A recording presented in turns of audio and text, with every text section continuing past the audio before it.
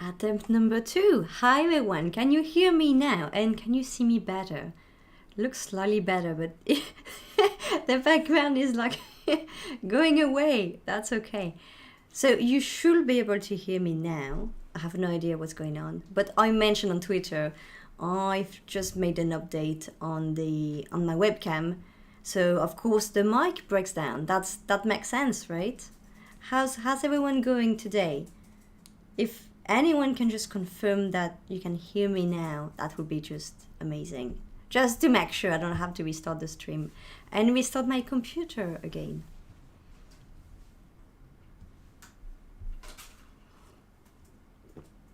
Nothing?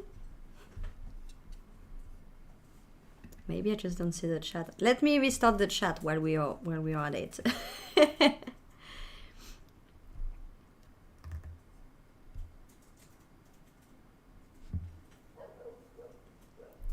Metamurai, the sound works now. Fantastic, that's great to hear.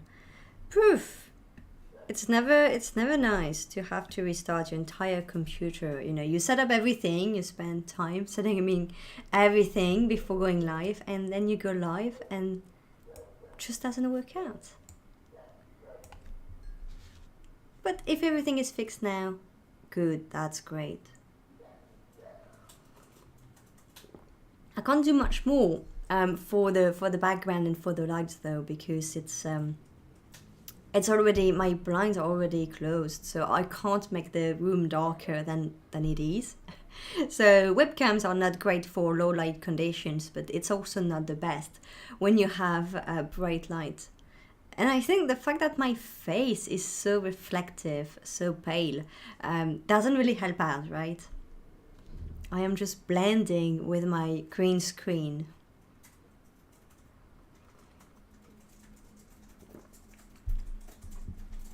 Hey Junster, how are you doing? How's your weekend going?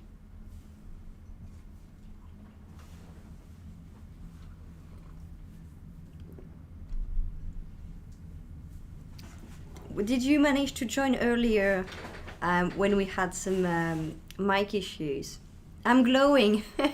Yes, I am, as you can see. I don't think people realize, you know, how pale I am, and so yeah, I reflect light. So I don't even have a reflector. Sometimes I do use something to reflect the light to look better on camera, but I'm not even using that, and it's just natural light coming from the outside. Plus I am in a basement flat, so I don't have that much light coming in, but it's just, I've tried everything with my webcam, just no way I can counter that. So we just have to hope that the sound is going to go down slowly and not be as bright as it was earlier today.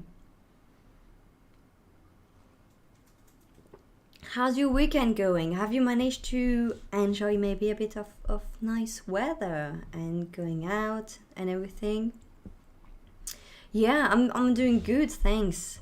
Yeah, doing quite good.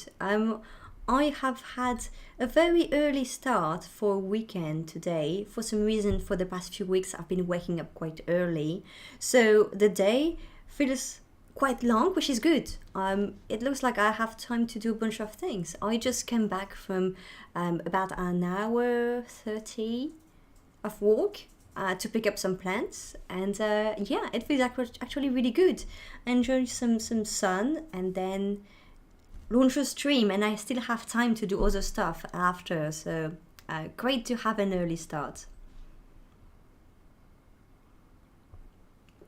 Oh, you've been waking up at 6 a.m. every day. That's early. I used to do that years ago when I was a student, but now, especially since I've been working remotely, I don't wake up that early. I have a break mid-morning to have a shower, but that's about it. Metamurai, thank you so much. Thank you so much for your resub. Already 23 months. That's amazing. Thank you so much to you, and I really enjoy when you're around, when you stop by, say hi. So thanks a lot. Pasta Merc. You are dropping by to wish you peace, love, and happiness. Oh, thank you. That's very kind of you. Thanks. So much positivity, so much, yeah, welcoming stuff. That's very nice, especially just after having some tech problems. That's pretty nice.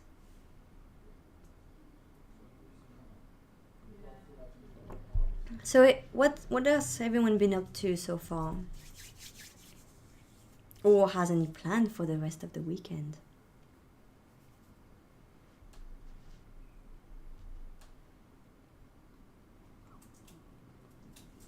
I mentioned on Twitter, I think, that this week is actually one of these busy weekend where I have to finish my grant applications to review.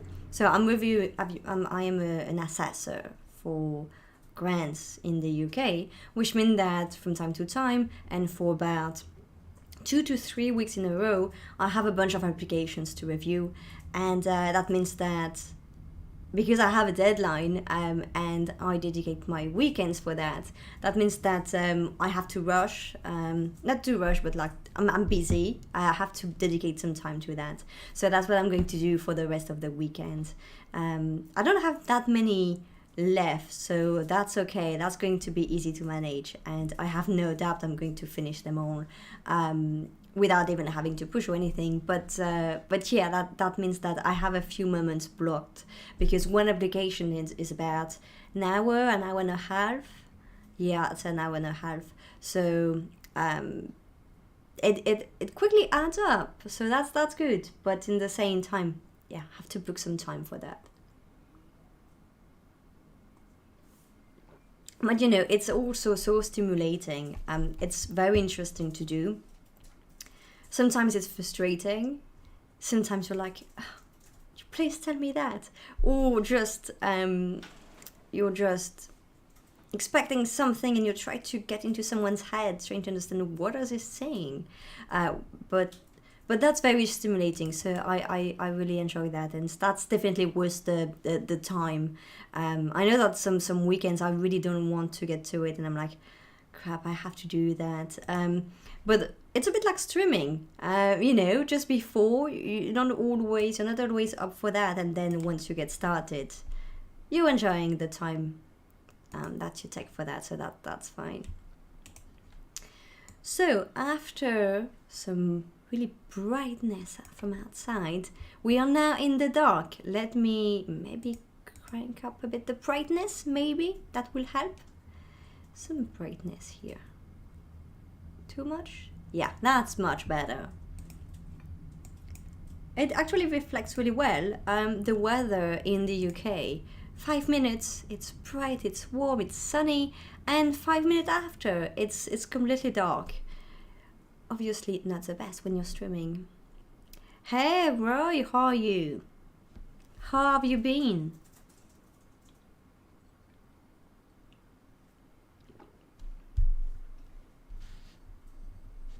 How are things going for you?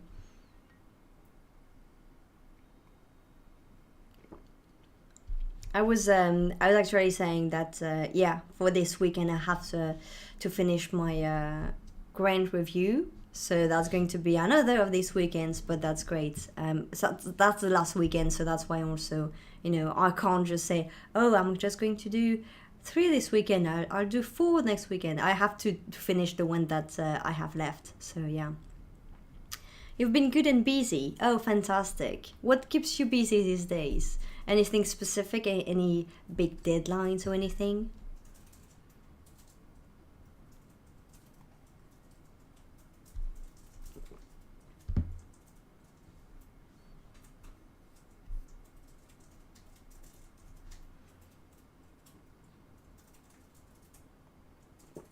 Ah, the sun is back.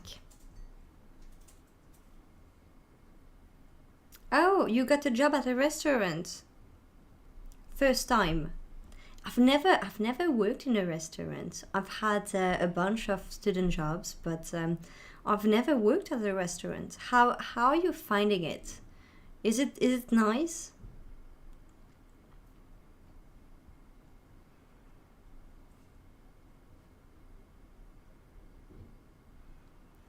Well, you say the necessary signing process was a pain. What do you mean by signing process? You mean like getting the job agreed?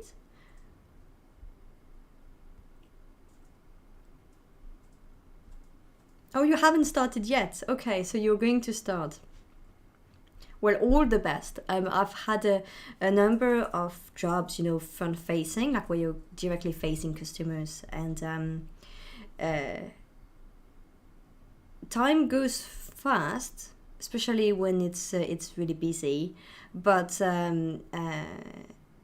people are actually making your day, whether it's in a good way or a bad way. So if some days you're just going to have so many people who are very nice, very polite, and have a good chat, and sometimes even some laugh, and another day it's going to be like crappy people who are really rude and in a bad mood.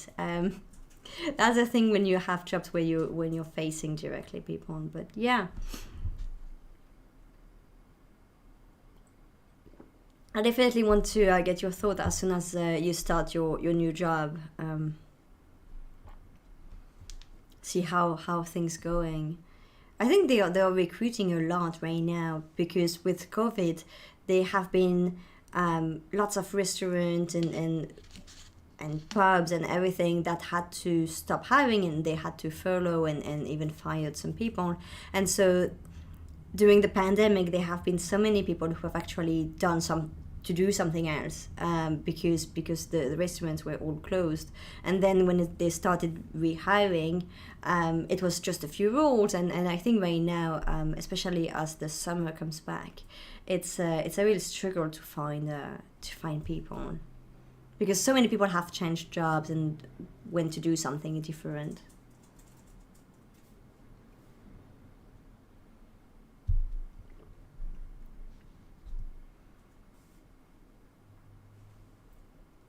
Oh, well, you say it when you talked about signing. You talked about signing to do the health courses and all the stuff. You say I couldn't sign on before, and I found that I needed to delete cache from my browser each time I have to log in, or it doesn't work. Oh, really? Yeah, that's odd. Okay, I didn't know that you needed health scores and other things like that. Okay. Well, I guess that yeah, you've effectively been quite busy. That's good. Well, all the best for your new job, and definitely tell us how things going as soon as you start your first shift, and how you find it.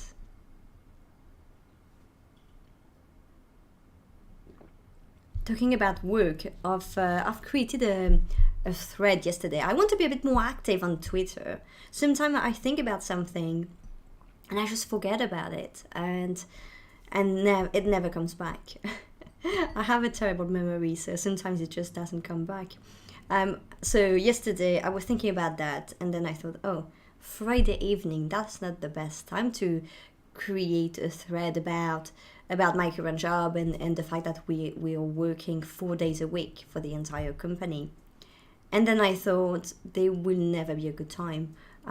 So before I forget about it, let's just do it. And I did that yesterday, and some people reached out to me in DM also, asking for some info, and that has been quite interesting. I think I'm quite lucky because basically the entire team works from Monday to Thursday, and we have our Friday off. And as I was saying, that's so helpful because, especially coming from being a founder, I was doing whatever I wanted with my time, and then having to fit into the team and everything. There's a number of things I wanted to keep doing, like things like being involved as a mentor, part of accelerators and startup stuff, meeting with people, going to some events, or even the live stream, right? The Friday off. I could do that on the weekend, like reaching out to potential guests and creating the videos. But having the Friday, that means that I can spread all that on 3 days, and I can enjoy more time during the weekend and really relax and just completely be off everything. So it's pretty nice. Will I've done that if it was my own startup? I don't know. But I know that I feel quite lucky to be in a job that does that. And it's pretty nice. I have no idea what my colleagues do over the Friday, having a day off like that, an additional one. But I know for sure that I don't do anything crazy. Like I'm not like, oh, I have an entire day, an additional day for the weekend, so I can do this and that. But it's more about spreading what I'm already doing, so I can better use my time. But that also means having really busy weeks. So I feel that I almost have less to talk about now, because just my days are just packed. So things don't really happen by accident or by chance. I have many meetings and a bunch of things to do, and it's just the day is really packed. So there is no place for accident or for things just that happen, and then I'm like, oh, you know what happened this week? It's just everything goes so fast, and you don't really realize what day it is. Sometimes it's Thursday, and people are like, oh yeah, you're going out on a weekend, right? And I'm like, oh yeah, right, that's Thursday. I didn't even realize. But I feel that it's something that's coming. I have seen some people, more and more people, from different startups also talking about that, trying to learn about it on social media, asking some questions. So I think it's coming. Is it is it better than like I think there's different level of flexibility, especially from startups, and it becomes a real advantage when you choose to work for a startup or another. Even though the job itself changes everything, and the people also take priority, still that's a big advantage. But I guess when it comes to benefits, company benefits, it really depends on people individually what works best for them.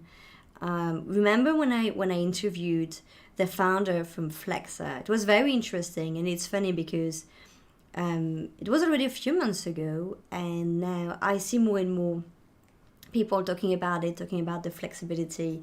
I guess that's because now people are slowly going back to the office. So people are wondering these questions. Is it better to work remotely or not? Should we have even an office at all? I know that in the company I'm working with right now, we're completely remote. So we don't have an office at all.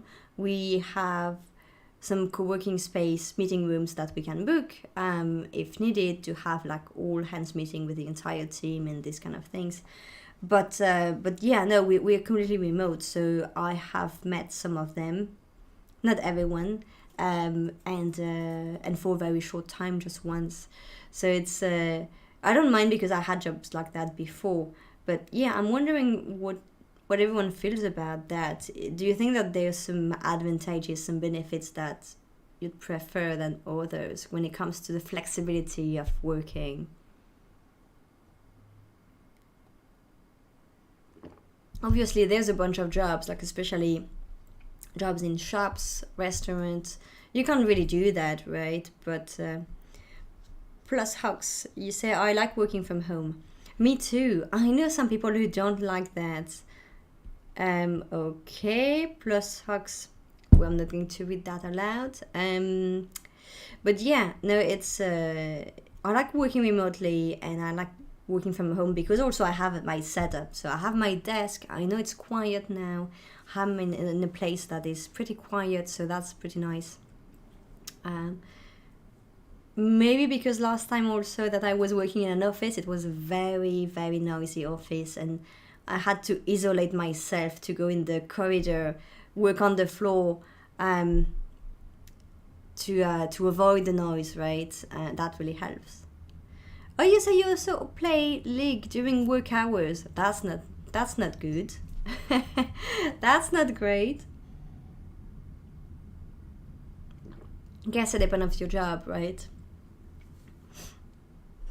If your jobs is only about having meetings, for example, and and you have some time between meetings, then you can launch a game. But yeah, that's not the best. I know I play on my phone from time to time, but it's not like all day long. It is not really being in a game. It's more like a few clicks here and there, so I can make some progress and hit my objective of the day.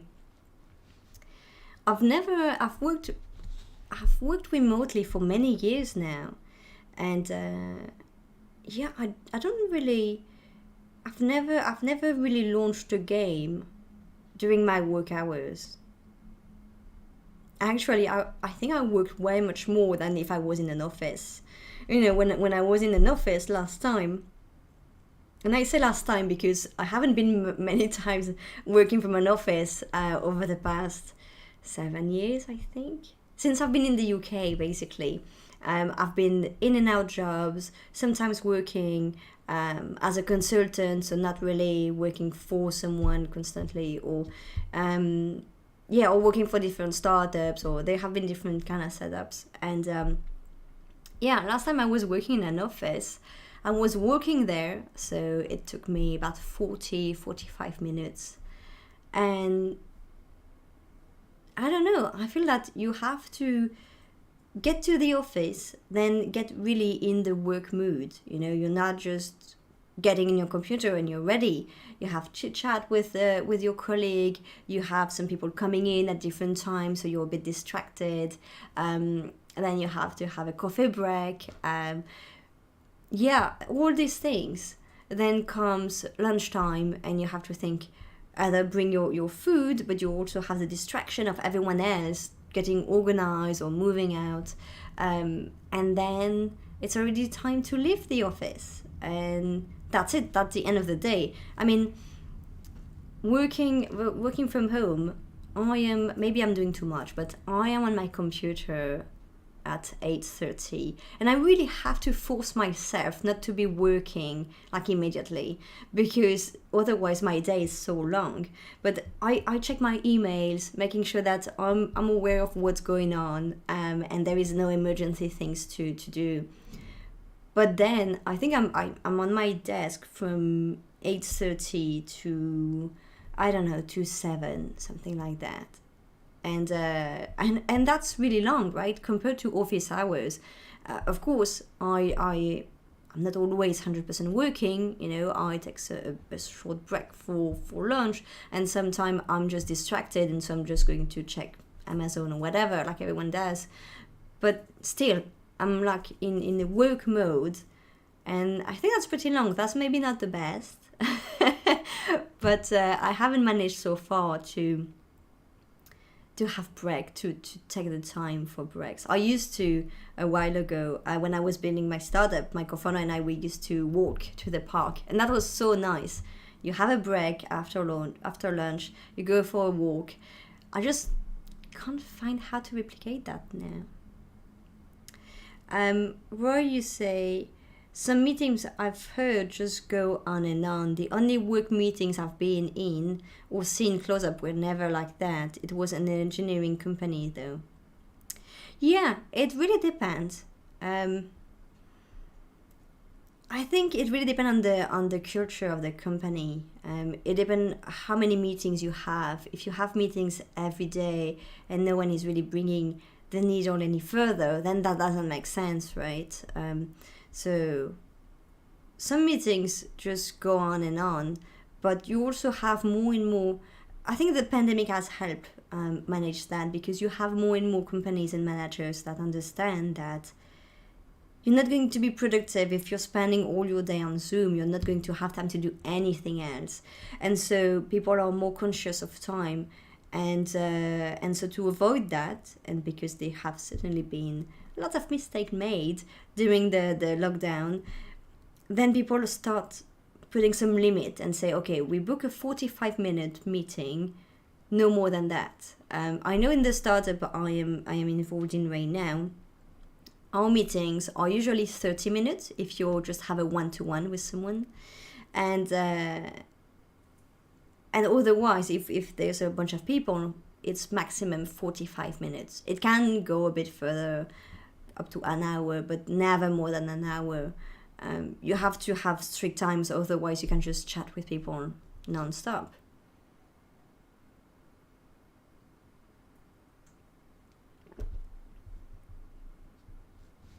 Where you say, forgot to write that meetings addressed a point or points and then finished. Yeah, that's the best, right? You have a chat for a reason.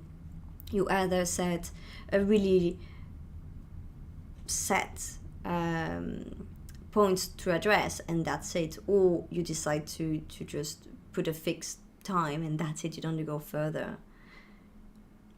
Ajmet, you say, fair enough if you had a noisy office. I've recently come back to London and I'm staying in a hostel while I don't have my own place. Good luck for that. Finding a place in London is not fun. I actually don't like being home hunting. That's not the best. So you say, for me, finding some co-working space is important for productivity. Yes, co-working space are great. Also to socialize, because depending on what you're working on, sometimes you just want to see people also. And if you have a job that doesn't require any interaction, it can feel a bit lonely and long. I don't live alone. I live with my partner. So when he comes back, we have a chat and I'm not alone. So that helps. But yeah, I know so many people who just like to be surrounded by other people and, networking, just get to chat with some people, see something different. That's important too. Ashmet, yeah, you notice the size of the mug. It's a big mug, but I also have a small head, so I'm not sure. I don't think it's actually disproportionate mug. I think it's just a large one, but not huge. It's not a... Yeah, I don't know. But yeah, people notice that usually.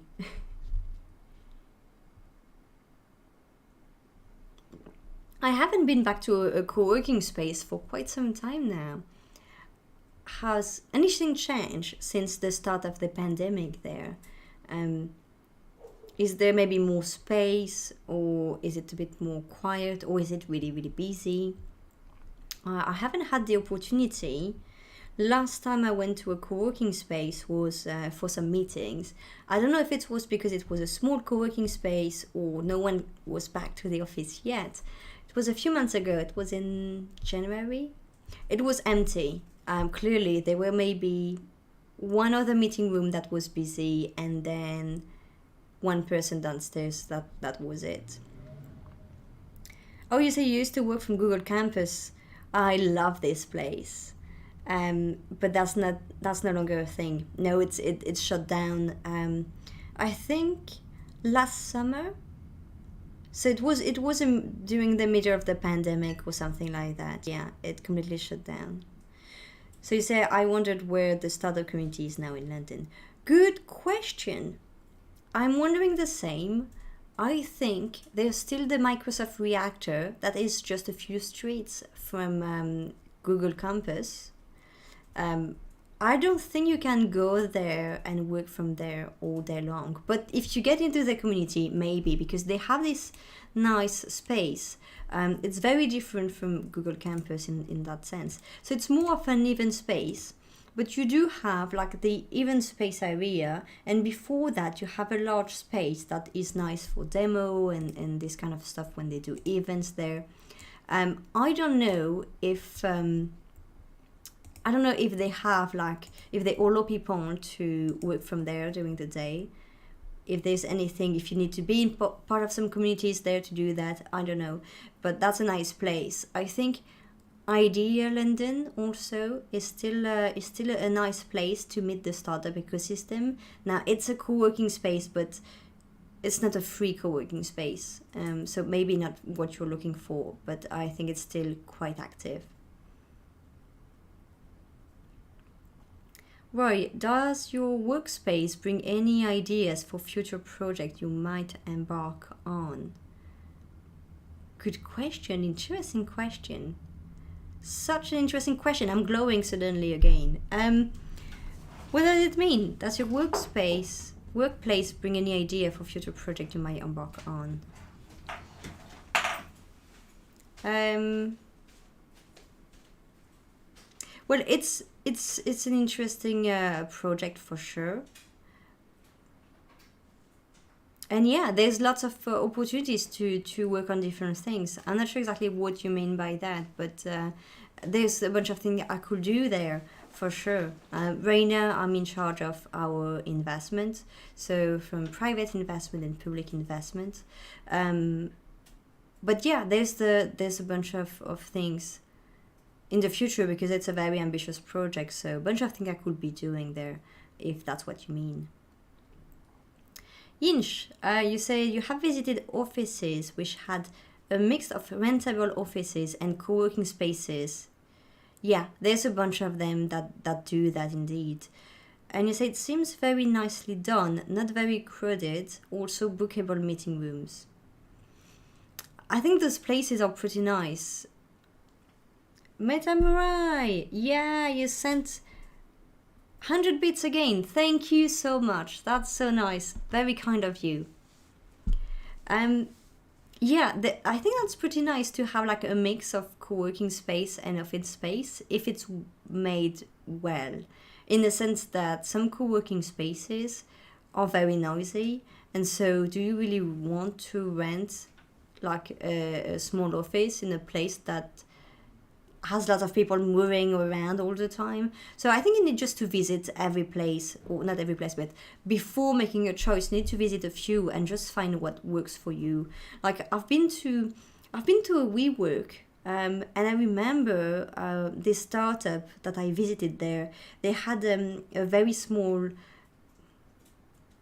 Was it really an office? I don't know. It was a very office, like small office. So you had just maybe 2 or 3 desks that would fit there, but everything was with glass walls, and so it was really weird because you could see everyone else. You had so because of the walls, you still couldn't really hear everyone, but you could still hear people. So it was really, yes, you had an office there, but in the same time you were in the crowd, and I don't know if I really liked it or not. I just found it really odd. But yeah, it's all the co-working spaces have different vibes, and it's all about finding what works for you and for your team, also for your size of your team. Ajmes, you also didn't get the other place I mentioned. So I mentioned the Microsoft Reactor and Idea London. I'm just putting it in the chat right now. It's a co-working space. Who's based there? Capital Enterprise. They are doing lots of events there, and I think they may be based there. I think so. So check it out. Especially for events, could be nice. That's the only place that I receive regular emails from, and from the community. That I know that it's still quite active. Yeah. Right, didn't WeWork go bankrupt? Yes, but their place is still open. I think they haven't shut down the co-working space, though. They have been very quiet. They have been in trouble for sure, but I don't think they shut down anything. So the places are still running, for what I know. I haven't checked. Does anyone knows about that? There's actually one next to my place. I haven't even checked it out. Yeah, no, it seems to be working. You can still book on their website. So yeah, it's really odd, right? I mean, you know that the company is in trouble. You know that maybe they're going to die, and still the buildings are still there, and maybe they just, try to work out internally, and we just don't know what they're up to.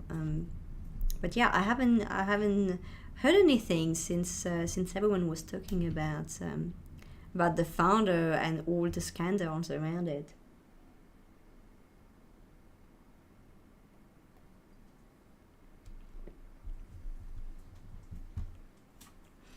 I'm thinking about it, but yeah, I don't know. I don't know any other places right now for startups where the startup ecosystem goes in London. Um, Yinch, in Cambridge, do you have any places for that? Any, I don't know, any place to recommend to meet founders and startups and tech stuff? I have been just once, twice in Cambridge for a short time, but it's a nice place.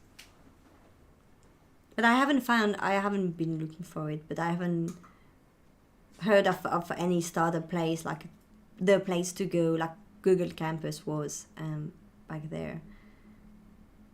Yeah, I don't know how the startup scene is really evolving. I see a lot of things coming back, but also the investment market right now is getting tough, really tough for startups. But in the same time, I was at an event earlier this week, and I was talking to a bunch of founders and investors, and they seems quite confident for the early stage investment. So I think it's more like later stage. Maybe right now there's still money for early stage investments, but I don't know exactly if there is, like there used to be the hub really, and it's more about getting to know the people. But then without the events, how do you get to know people? Good question, right?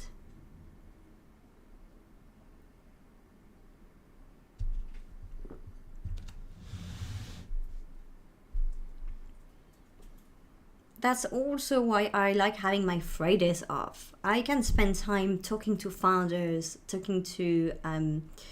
Next week, I have a meeting booked with someone who is a recruiter in the startup ecosystem, just talking about hiring stuff. So yeah, I find this really stimulating and interesting to keep my fits on what's going on. And it's also good to see some things that have stopped that are now restarting. Things like programs, accelerators, things like that. I think I tweeted about the program from Zinc, which is a Tech for Good program.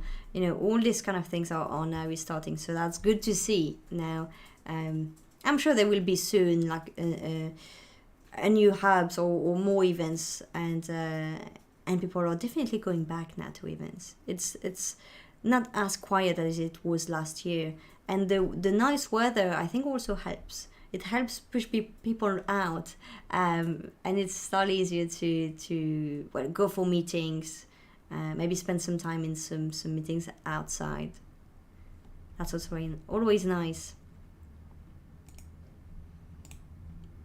Just going to change a bit the lighting again,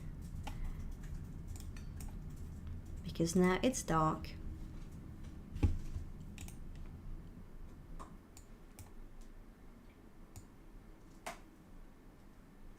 There should be something to automatically change your lighting.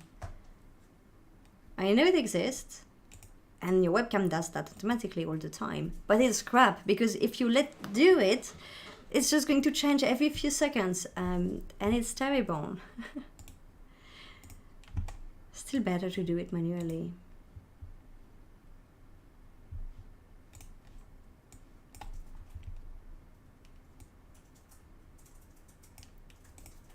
Okay, that will do. I'll stop playing around with my settings.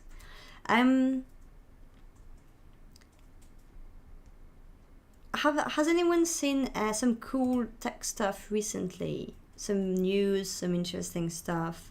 Yesterday, I've checked out. So remember, a few weeks ago, we were playing around with some AI stuff.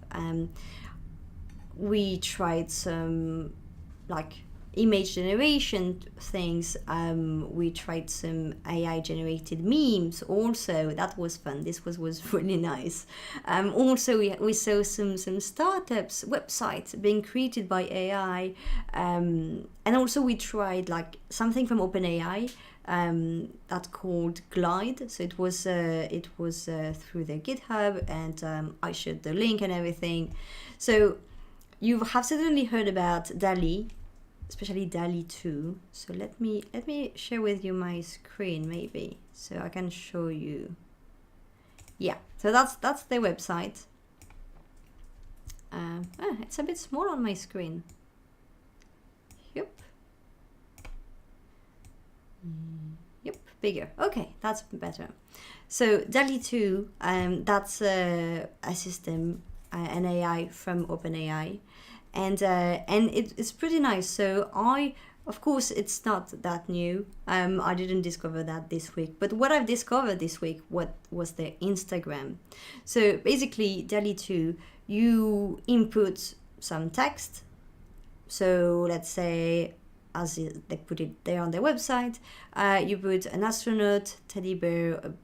Well, let's start with an astronaut riding a horse in a photorealistic style, and you get a bunch of images created based on that. Now you can also change that, and you put whatever you want. So that's just some examples there.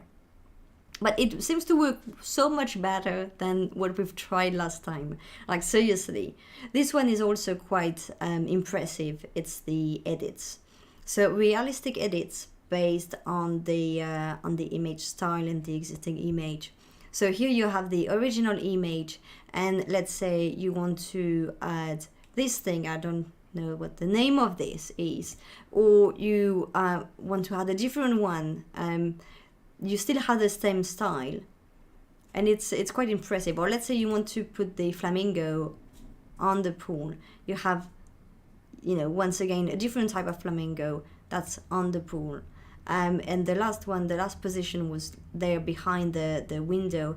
And so obviously you're not going to put the same type of flamingo. So you have just flamingo standing there because they are on the ground, right? They are not a toy on the pool, but they are on the ground. So that's pretty impressive. You can also have like variations of existing images. So here you have like variations of paintings and different images. So that's quite impressive. And what made me really look into it and made me smile this week was that they created an Instagram page just for that. So it's not the Instagram for OpenAI, it's the Instagram for OpenAI DALL-E. And so you have a bunch of art created by DALL-E, and well, looking at it like that, you if you scroll on Instagram and you see that, you're not really impressed, right? Like, yeah, that's just random images and paintings and stuff. But knowing that all that has been created based on people asking for something, and just the AI creating it. It really looks good. It looks, let's say, it looks like something. It looks like they understood the assignment. You know what I mean? Like when we tried a glide the other day, there were some words that clearly didn't work out. Some concept that didn't work out. It was yeah, okay, you can stretch, okay, maybe I can see that, here that's the result I would have expected, and that's a great result. Yin, she said you signed up for the DALL-E 2 waitlist. Oh, great. You haven't heard from them yet. What's the process? So how does it work? I haven't really looked into it, but right now DALL-E is not available, right? So it's not available to everyone. You have to request the access to the team. How does this work? Because it's not free either, right? Interesting. You just leave your email and hope it's a good one. How does this work in terms of the use, right? So here they're talking about, yeah, so here that's to join the wait list. Okay.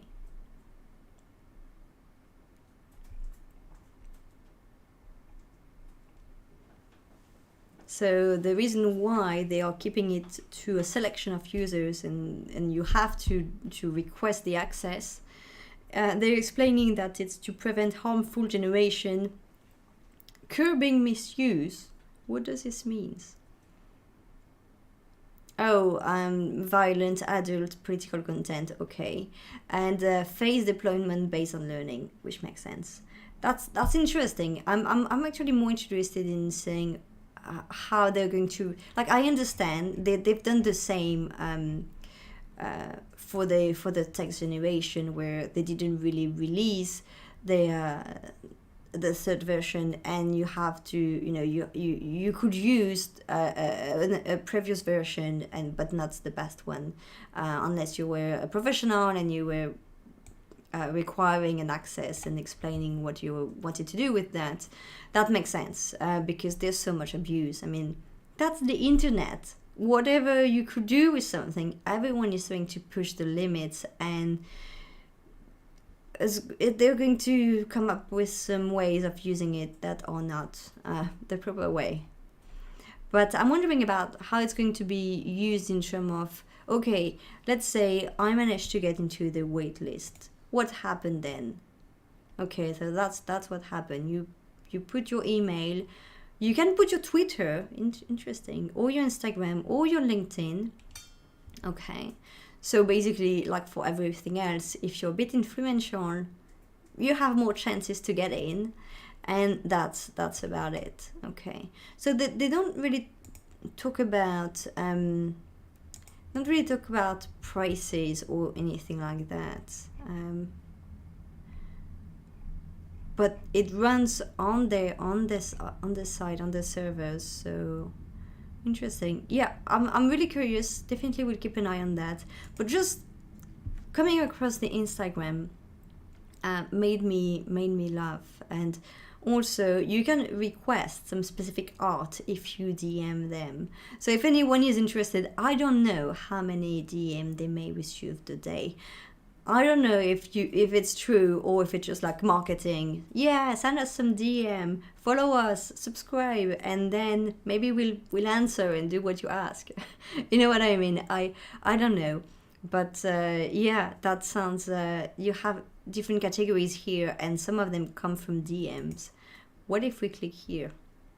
I'm not logged in. I can't see stories. Nope. Okay. Well, I'm not going to log in just for that. Not on this browser, so fine.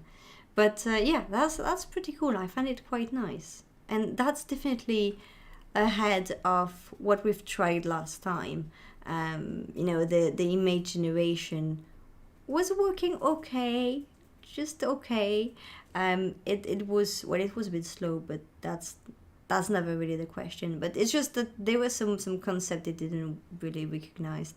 I remember first time I've tried it, I couldn't tell if it was working or not, because I was asking for something with a princess on it, and my partner was next to me, and we were like, yeah, put a princess with Mario or pizza or whatever. It didn't. Whatever we were doing, it couldn't get anything with a princess. It didn't get the concept of princess. My bad. I chose not the right word, not the right thing. But yeah, no, it was working. But that's the next level, and that's really exciting, because we're not just coming up with new AI concepts that are fun or anything, but it's actually being developed further to the next step. So that's I like it. Talking about, have you seen Nvidia Canvas? Yeah, I have seen that. Let me bring this up. Nvidia Canvas. Yeah. Yeah, I've seen that. I haven't tried it. Have you? So basically, if anyone doesn't know about it, it comes from Nvidia, and the idea is that you draw something a bit basic, like you and me, we have maybe not the best drawing skills ever. We just draw like something, and then based on that, their AI is going to come up with a landscape, or some kind of design that will look like that. I think it is only for landscape, right? Because it has to be very specific. But as you can see, it's quite impressive, because from this average or crappy design, you end up with a selection of beautiful landscape. You should say you haven't had time to try, but there's a downloadable beta. Yes, I see the button right here. I am so tempted. I'm not going to download right now. Don't go. I don't want to break the stream again. Like once is enough for the day. But I'm also tempted just to try. Like I'm really bad at creating any design or anything. Then I'm wondering, is it really creating some image, or are they just or are they just matching you with something that already exists? But for what I see right here, it changes in real time. So if you change your drawing, it's going to change in real time, more or less, the design that the AI is outputting. So I think it's not about matching you with something that's existing, but it's really creating from scratch something based on what you've done. That's super cool. Can we? That's a lot of risk if I launch it right now and we try to do it right now live. Should we do that? I want to do that, but if it breaks, we can say that's Yin's fault, because he pushed us to do that. 1 giga file, that's a bit big, right? Okay, let's do that. Download. Roy, my connection cut out. What is this? So we are talking about DALL-E from OpenAI, and we're talking about Nvidia Canvas. So Nvidia has this tool now where you draw something and the AI is going to create a landscape based on your drawing. So it sounds pretty cool. The demo looks amazing.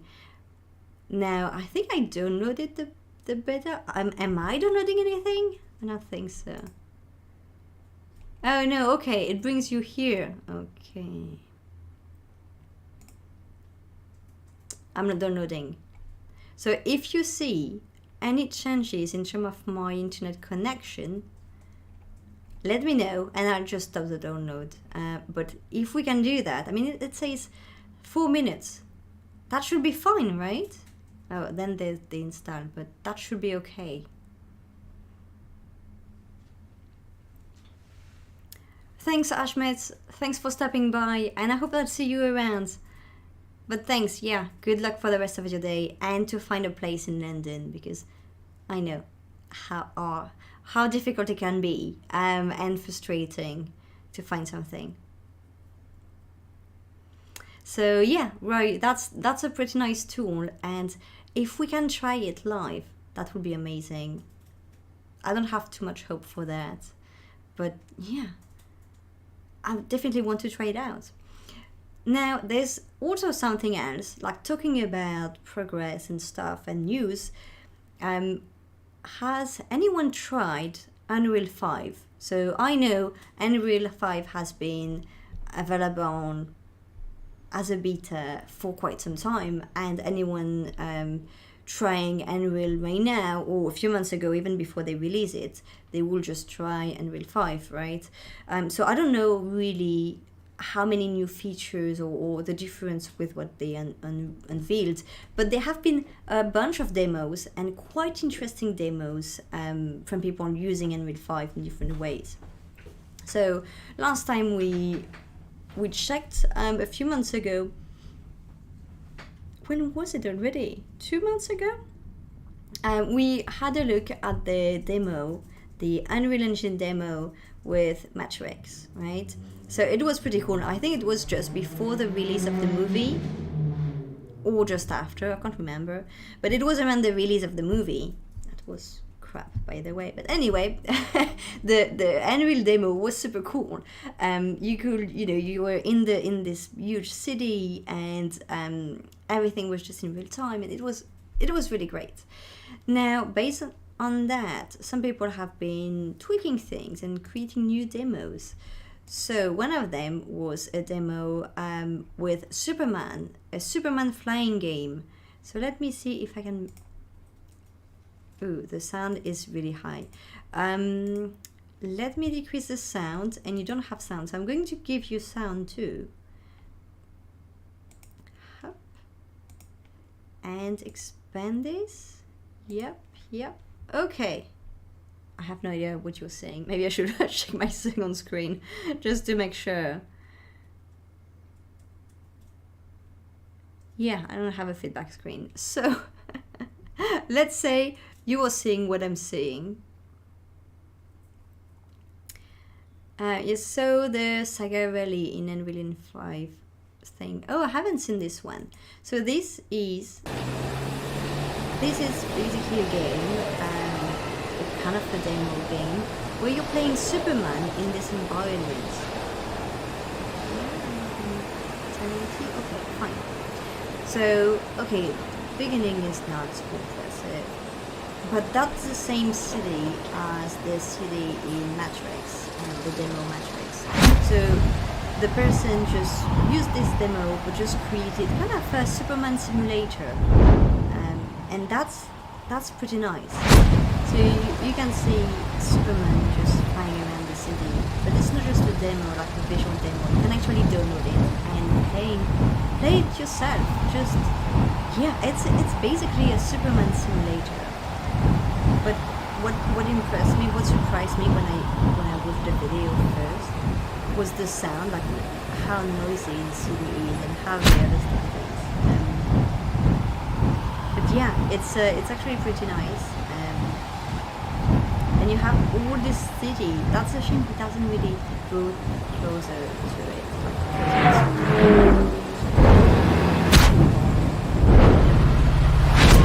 But that's pretty cool. I haven't tried it. Which I lost my ears, but that looks very impressive. Is it? Oh, the sound is too high. Sorry. I decreased it for me. I activated the sound. I didn't decrease it for everyone else. Sorry for that. Thanks for the reminder. The healing elements. I'd love to be excited about the Unreal Engine 5 stuff, but I can't even watch the video in 1080p without lagging. Looks sick though. Yeah, me too. But you know, still that's quite impressive. And another one that I found quite surprising this week. So I was I came across this article online, and so the article was basically about this new demo with Unreal, and so I look at this view, and I was like, but that looks like a picture. And then that's actually even more impressive, because when you launch the video and when you check out who did it, you realize that the person who did this demo, he actually used Dreams, and I think he was saying he used his own hands. So I'm wondering if he actually didn't created this entire environment with something like virtual reality or something like that. I'm not sure. Okay, I'm going to decrease again the sound for you. Okay, now that's the sound for you should be really subtle, because it's not really interesting. I can actually remove it. Yeah. So you can see him like building. That's not really the most. That's interesting, but that's not the most impressive part. I think it's after, like right here. Okay, it's really impressive because you really feel like you're walking through the tube, and that looks pretty good. Yeah, music is sick too. Yeah, I like the music too, but I'm terrible at balancing the volume of the sound. And even when it gets dark, like, that looks really good.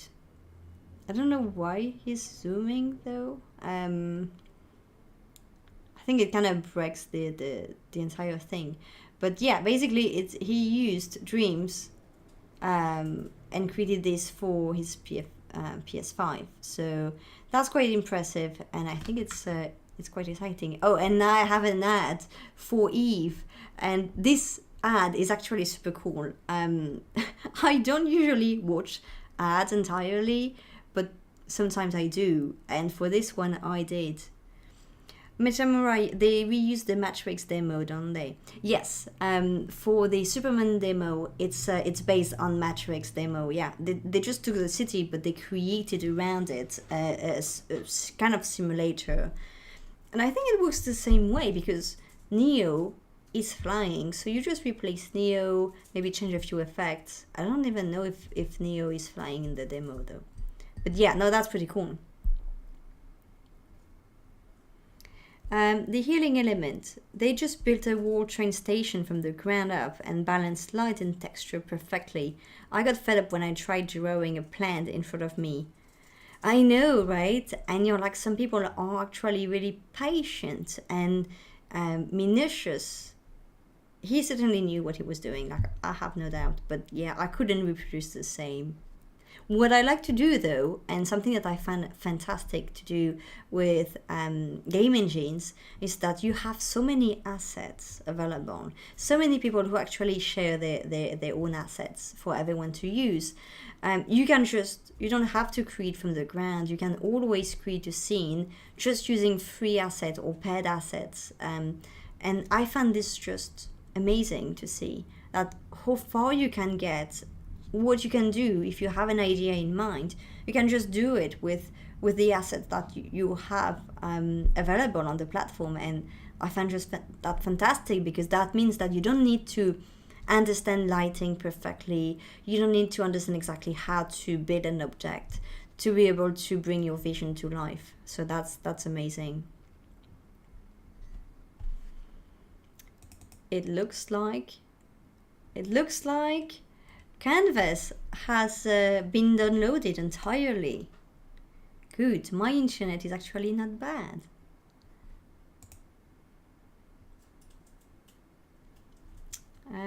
Okay, I need a folder. Oh, I don't even know if I have enough room there.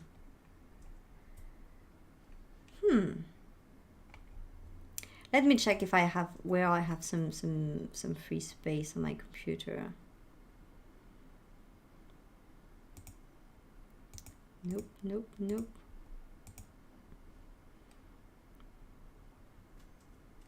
Okay.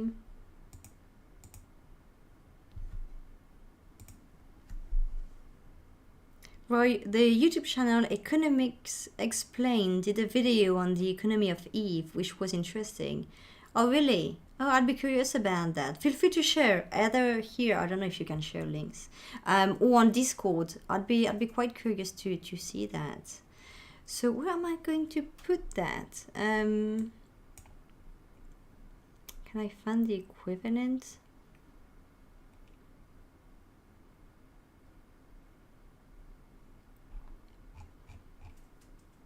Can I create a folder there? I'm terrible at that. Okay. Let's just give it the thing the place it offers me. I'll deal with that later on. Yeah, I've never played Eve, but it looks so good in the ad, and I know so many people who've been into it. It's just, I know that it can be very time consuming, and I don't have the time right now to get into a game that would require a lot of time and you know, but I'd love that. Yeah, right. I don't think you can share that. You can't share a link. Let me see if I can quickly, while it's downloaded, once it's installing. Oh, did it even tell you that? Okay, so I have attempted to install Nvidia Canvas, and there is an interesting message displayed now. They could have said that before. Basically, you need RTX GPU. I don't. I've actually sold one of my GPUs a few months ago. So now I only have one 1080 Ti. Don't have an RTX. So I can't run it. Seriously. Did I just misread it? Maybe I didn't pay attention enough. It didn't say anywhere. Did it? Roy, can you download the artwork from Nvidia as a PDF? Maybe. What's the point? Yeah. Oh crap. I really wanted to try that. I was so hyped. And now I didn't realize, okay, they say it here. I didn't go far enough, so when I saw beta, I was like, yeah, download the beta now. And I checked, yeah, sure, Windows, whatever. I didn't check if I have the right graphic card. I don't. Fine. We won't be able to do that. But if you do have an RTX, well, you can try it out and share some creation you've done on the Discord later on. I'd love that, you know, get your impression and everything. It's no Canvas, but you have Nvidia Gogan online if you want to try a proxy of it. Ooh, let's try that. Nvidia Gogan.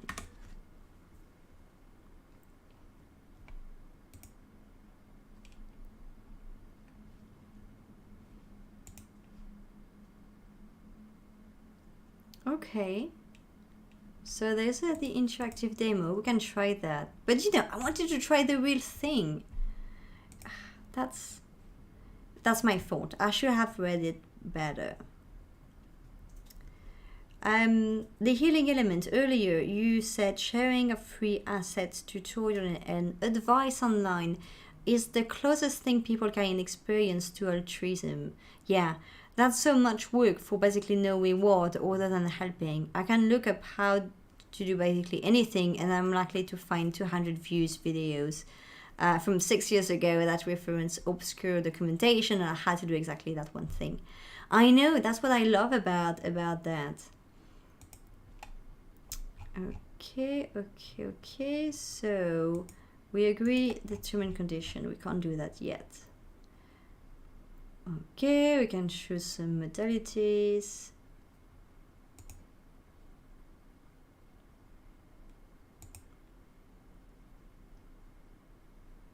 Okay, next.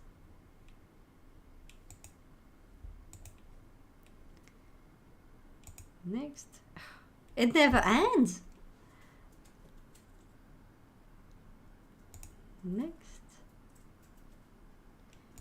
Next.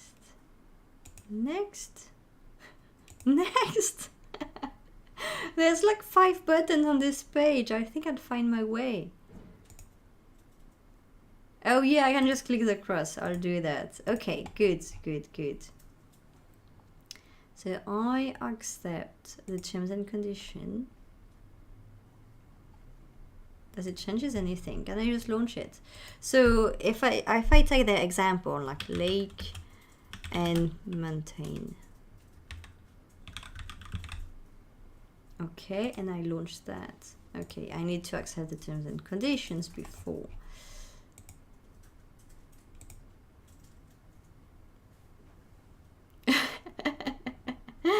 The healing element. I never realized how long this tutorial was.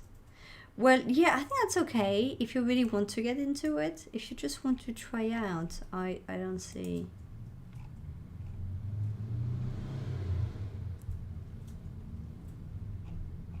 Why is there nothing?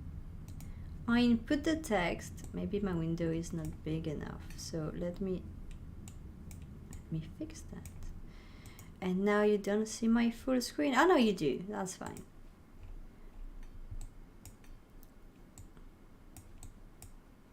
Is it just that you need a huge screen to see that? Yeah, I think that's what it is. Okay. So I ask for lake and mountain and I get that. Right.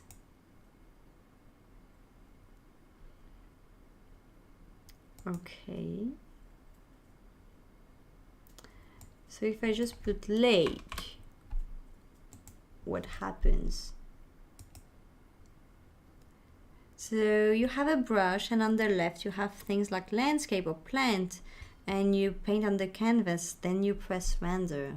Oh, okay, so let's say I put some ground, dirt, like that, and some mud right here. And then mountain like right here, big mountain. Yeah, I found the render. Okay, but I didn't realize that's where the area I had to paint. So we have that, and let's say we put some water right here. What do we get? Ah, interesting. Okay. Okay. And so now we have, I think clicking there, we have different styles, right? No, that's not. Yeah, that's kind of the styles, yes. Okay. Interesting. No, that's pretty nice. That's pretty nice.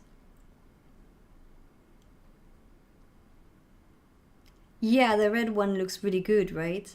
No, I think it's great. It's cool. Okay. So if that's basically the same like level as we've tried last time, we've tried glide for text generated, like image generated based from text. That was like level 1. So now I guess Canvas is the next step, so it should be even more impressive, right? Yeah, no, I don't think that's Canvas, but I think that's what came before. Because when you type, oops, when you type online like Nvidia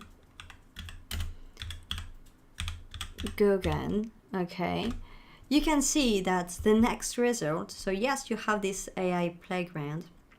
The next result is Nvidia Canvas. So that's clearly the next step, right? Yeah. No, that makes sense. Okay.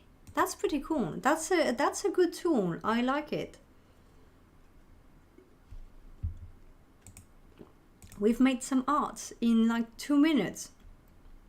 Took me a while to get into the tool. It's not really, doesn't look that great, but the result looks really nice, especially with what we've just input.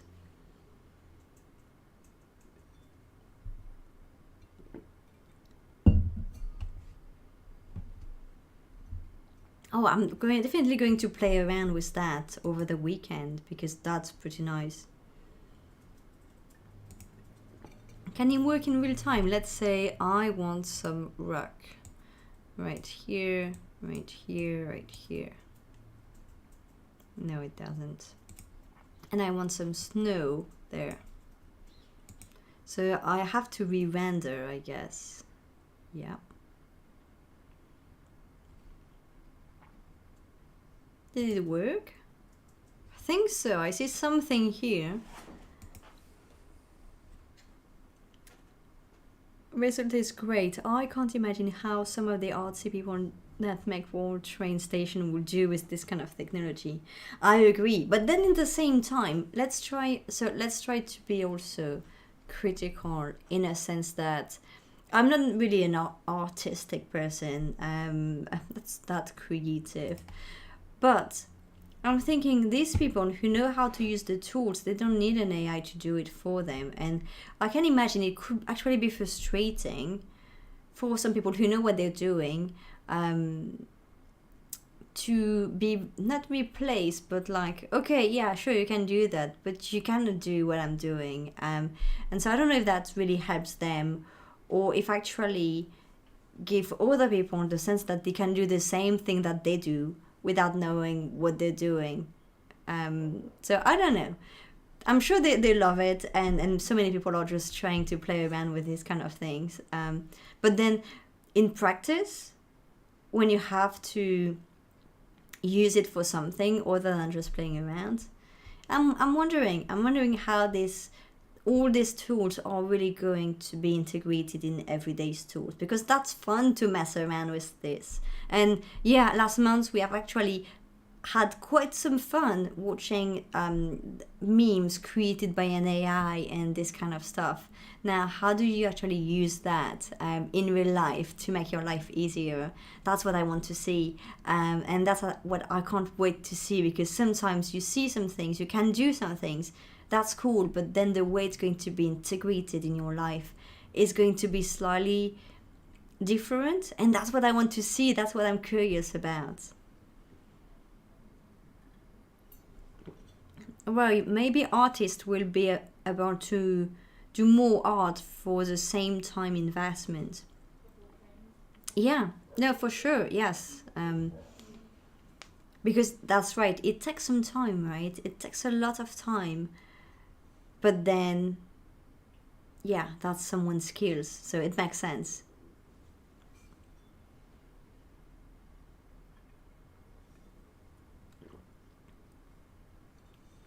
The healing element. Yeah, I can't wait to see there. That may be a little lame, but one thing I want is a washing machine that takes care of separating white and darker clothes for me. I'm terrible. I'm a terrible housekeeper. So yeah, I don't really do the washing machine myself. I don't really do that. I did it once last week because I needed some white clothes. And I think that the only times I've used our washing machine. So I understand that, yes.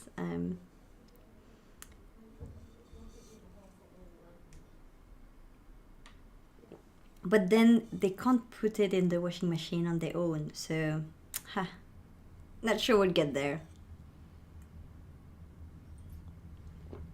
But I'm curious to see the future of home. I feel that there's a bunch of things that have been around for for the home, you know. Remember a few years ago, like I remember watching movies where you had entire homes that were completely connected, where you not only like you have an AI basically managing the home. Okay, I've seen mainly horror movies about that, but still, I'm really curious to see when this is going to really come into our homes.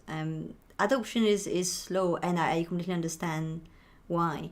But I just want to see more of these, and I'd love to be able to connect more things in my home.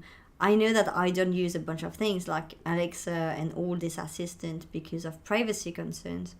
Um, but you know, things like, I don't know, automatic blinds, system for security. I don't even have a buzzer on my door, so that may be a good start. Start with a simple thing as a doorbell, and then progress to a more connected home. That would be nice. The healing element. I definitely tend to imagine AI as more useful for me in terms of house conveniences. That just makes it easy to take care of the house overall. For now, we have nice memes AIs like Inspirabots. Yeah, exactly. Which is fun, but then you want to see it in being really used, and that's the big gap. I'm actually reading a book that's kind of about that right now, which is called, what is it called again? Crossing the chasm, and it's actually kind of about that, about adoption. So it goes more from the company's perspective, in terms of the different type of adopters, going from early adopters to a more mass market adoption.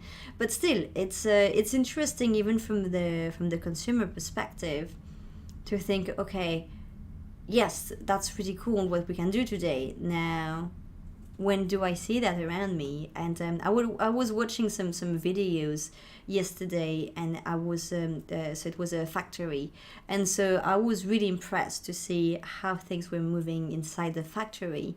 Everything was automated, but also it's funny how as a human, I guess you feel not in control on what's going on, because you have like, it was basically things flying around you. So they had this robotic system that was just on rails on the ceiling, and that is really impressive. Now, of course, you don't see that every day, but it's coming, and I feel that it's you know, it's first affecting all this new progress. It's first affecting the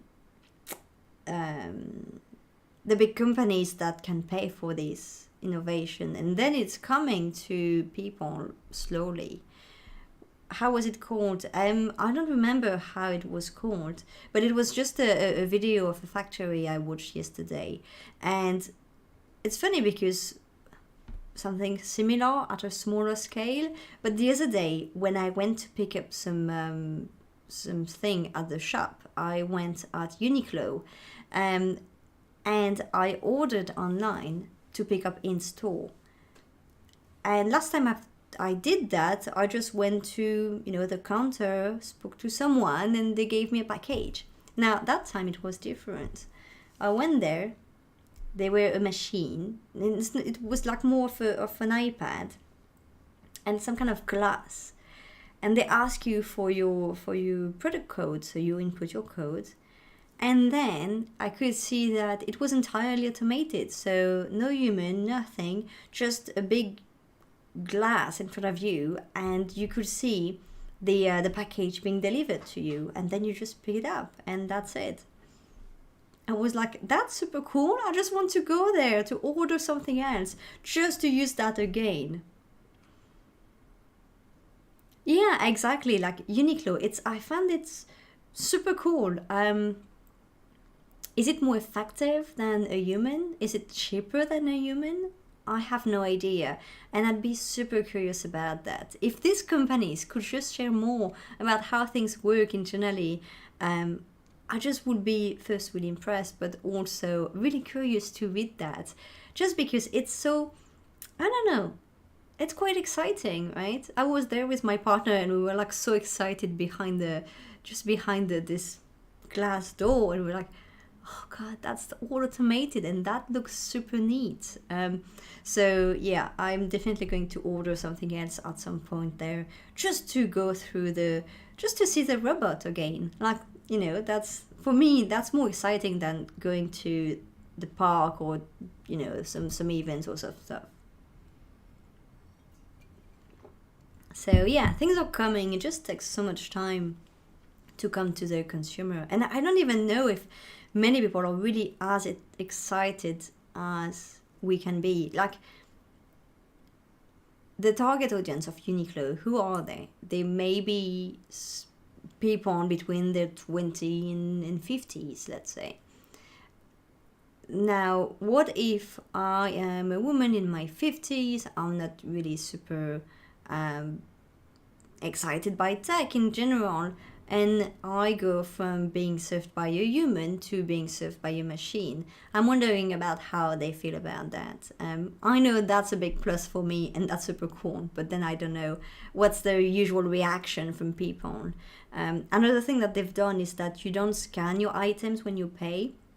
You have like you just have circuit boards in the labels, and so you just put the cloth in something, and that's it. You don't scan all the items one by one. You just put it there and you pay, and that's faster. The healing elements. I wonder how AI and robot adjacent machines will be used for criminal activity too. I'm pretty sure that a technology that is hyper focused on doing one specific task can be further bad intention too. Oh, can help further bad intention too. Yeah, maybe. But yeah, that requires lots of effort, right? To it depends on what you're trying to do, but yeah. I don't see tomorrow how a robot can really help you, I don't know, break into a bank or something like that. But yeah, maybe. I'm not sure. As I said before, as soon as there is something negative to be done, that's going to be tested. Someone is going to try out for sure. So that's, that's unfortunate.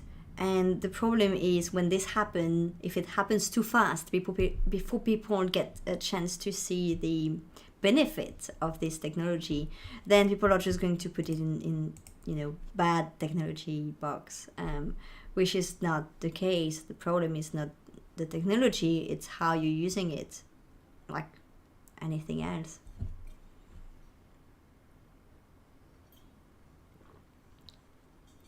That's a good point. If it happens early, that's bad press for progress. Exactly, it can actually stop a lot of adoption. Um, just like auto-driving car crashing. Yeah, I personally feel I would feel safer in automatic, not automatic, in a autonomous vehicle. But it will be safer if everyone else has also an autonomous vehicle. If you have like a car and everyone else is driving manually around you, then that's where the danger is. But yeah, I don't know how people feel about that. There have been some car crashing. Yes, it's not impossible, but quite often it's because you have humans around you that are driving also, and yes, problems happen, but compared to humans accidents, that's very small. That's a small number, right? You say, I saw a video about traffic too. Perfect synchronization of all cars will make all travel so much smoother. Yeah, and faster, really faster. Have you seen the movie I, Robot? That's exactly what happens there. So, of course, the main moment where you see that happening is when Will Smith is being attacked. So that you're not focusing on the traffic, but it's very smooth. And at some point he drives a motorcycle, and the woman with him is shocked and surprised, just because no one is driving on their own now, and even certainly not a machine that is not electric, right? I can't wait for that. That would be so much safer. Now, for that to happen, there's so many steps in between, but for sure, having more and more connected cars will help to get there. It takes ages, and right now, walking the streets, it's not safe.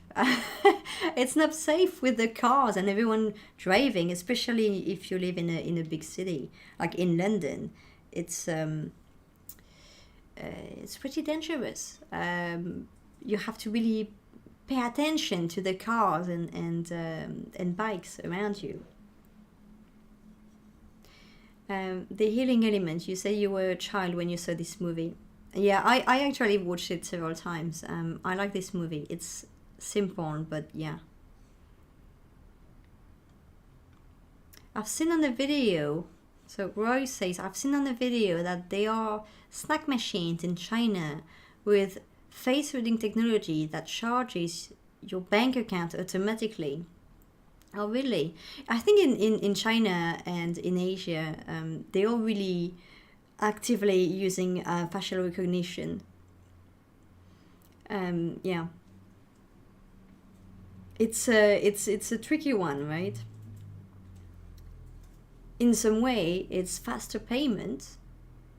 What's the difference between using using a QR code or something to pay? Like, why do we adopt these technologies? Is because it's faster, because you don't have to remember a pin, because you want to use what you have in hands. But in the same time, facial recognition, it brings down to privacy, right, and to your own face. So yeah, that's a tricky one. But it's they are adopting different technologies there and faster. So I think they don't they don't think before, they don't, how to say that, they don't overthink before adopting these technologies. Like maybe for them facial privacy isn't as important as it is in Europe also.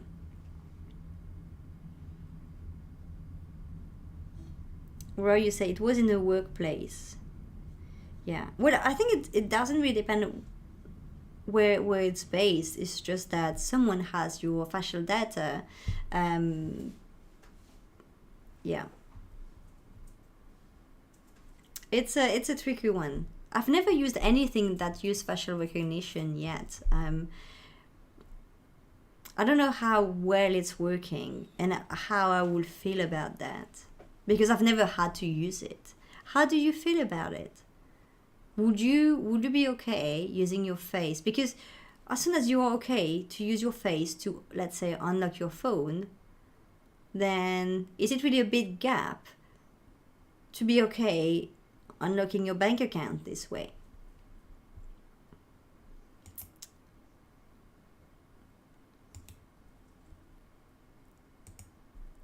The healing element. It's more a matter of privacy and ownership of my image indeed. I hope it remains a point of contention here. Not that I don't want things to advance, but I think people need to think about the implication. I may be wrong, but I feel like China is already far gone when it comes to a lot of things, a lot of right things. No, a lot of rights anyway, so that doesn't surprise me. And where you say they have it on smartphones, they have been on there for years. Exactly. So the thing is, because they have been using it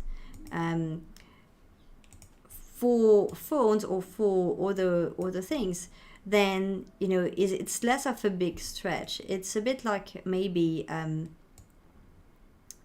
okay, let me just try to fix my green screen before I go on. Nope. Maybe I need more. Oh, okay. That's I just fixed exposure. That's bright, but it works. So yeah, I was saying sometimes just because it arrived with different waves of adoption, then it's okay. For example, if you think about your fingerprints, I am unlocking my phone with my fingerprints, and many people I know do that. We have been doing that for years. Then now that we're doing that, it wouldn't necessarily be such a big step to unlock something else. So, I'm unlocking my phone with my fingerprint, and then my banking app also work with my fingerprint. So is it the same stretch? Once you accept something, then you're fine with the next step. A bit like also personal assistant. People have been using like Google, what's the name of that? Google Home, Alexa for many years. And so for them, going from having something listening to you, something you're talking to actually having a screen with a camera that does the same, it's not a big stretch. But if a few years ago, before they started using assistant, if you ask the same people if they would be okay to have in their home a camera and a microphone constantly listening to them to be able to provide them some services, maybe they wouldn't have been okay. But because they have been this intermediate step where, okay, that's funny, I can ask for the weather or for my calendar or for whatever to Alexa, then it's in my home anyway. So what does it change is if it has a webcam, so I can have a call with someone via my device. You know what I mean? I personally do not use facial recognition on my devices for the same reasons. I don't plan on using them. I agree that if you use this kind of technology on the daily, it will make sense that you'd accept it for payment. And the healing element, you say, this wave of adoption idea is the embodiment of the slippery slope argument, which many sometimes be fallacious, but has been confirmed and validated in many areas of daily life over the last decades. Exactly, right? So it depends on what we accept, and then what it's in, it's there. But then there's certainly many positive advantages also of that, right?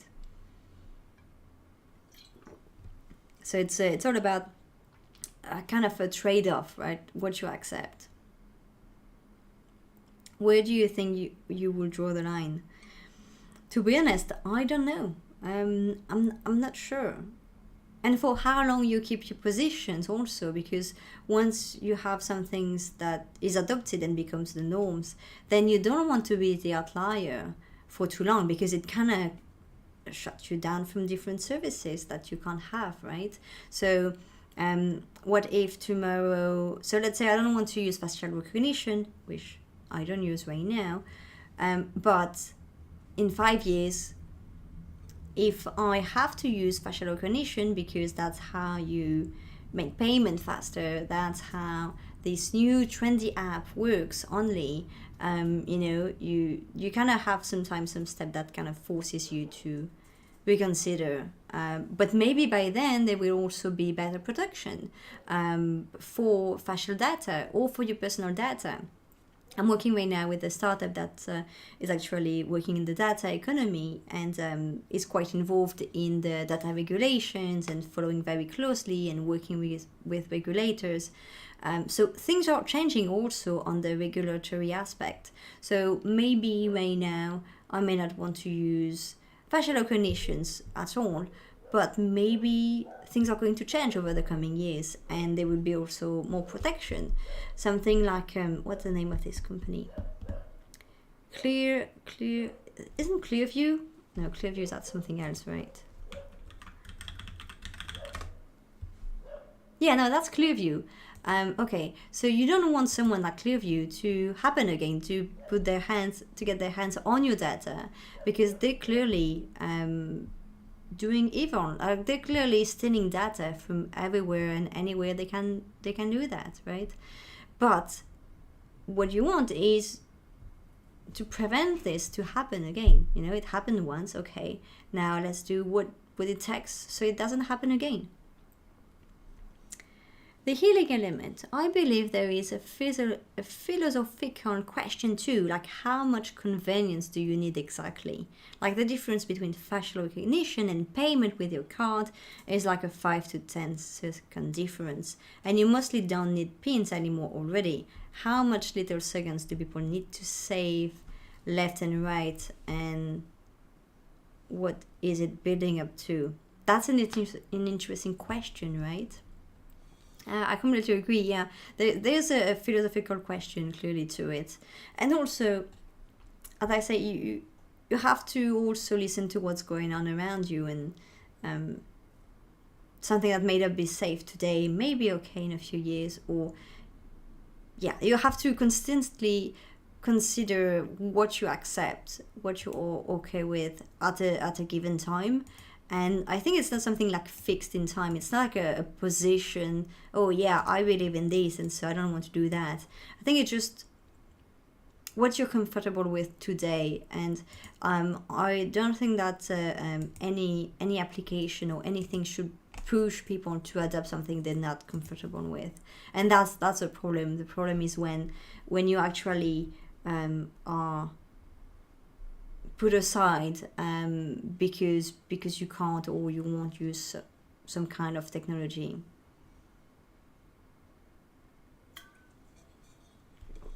Ooh, that's all very serious discussions for Saturday afternoon.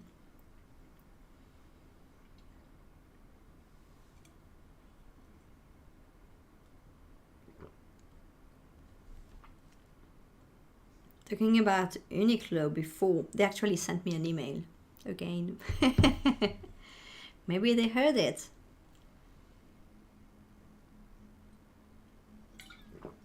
They were listening, they heard that I was talking about wanting to buy again something from their shop.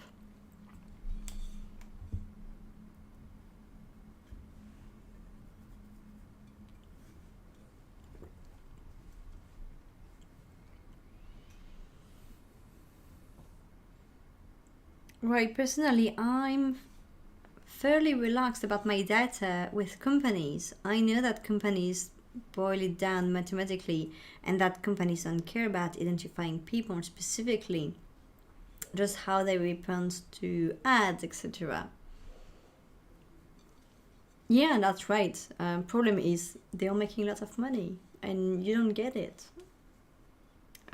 So that's one of the problems, right? Your data has some value now because some people are selling them, so they shouldn't be being given away. You should get something from there. The healing element, there's also a matter of face. You mentioned one big structure that didn't respect the privacy principles that people were okay with, which implies that other institutions are more trustworthy because they are controls. They are watchdogs, all of these things. But it turns out maybe I don't trust the watchdogs either or the trustworthy organization, because why would I?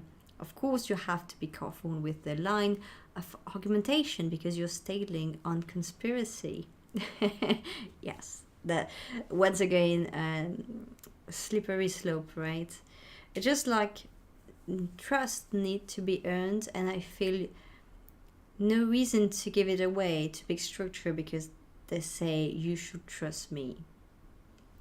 Trust no one. I've watched a few episodes of X-Files a few days ago. Trust no one. that's the best. Best advice ever. They were actually quite in advance on the time.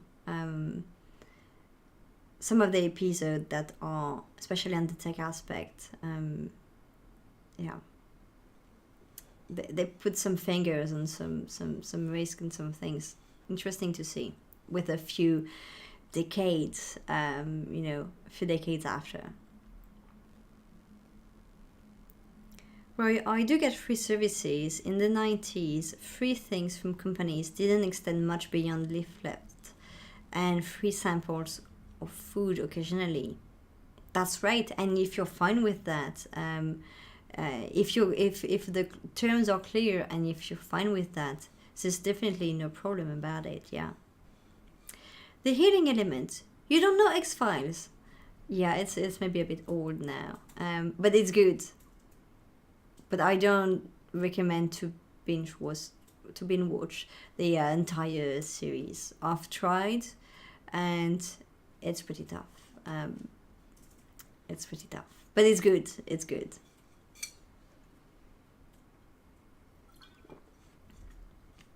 Anyway, on that note, on some like TV show recommendation that no one is going to follow, you're a late millennial. Yeah, that's maybe why. It's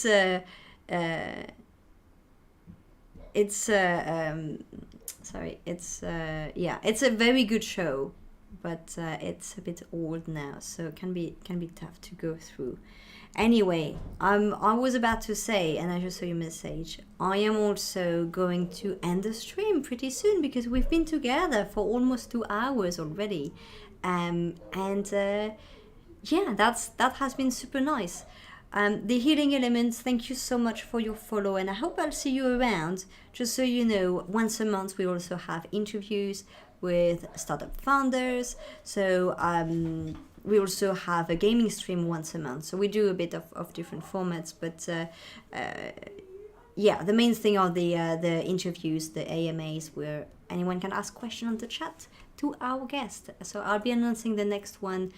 That should certainly be on June 10th because there's the Jubilee, the Queen Jubilee's weekend just before, so at the usual date, so we'll push back just a bit. So it has been such a pleasure seeing you all and having such interesting discussions with everyone. If you get to try Nvidia's Canvas, please send me some videos, screenshot, or any thoughts on the Discord or via Twitter where I can be found. Roy, yeah, you had some connection trouble. I hope it's going to be resolved. It's always annoying, right, when you're just jumping in and out because of internet.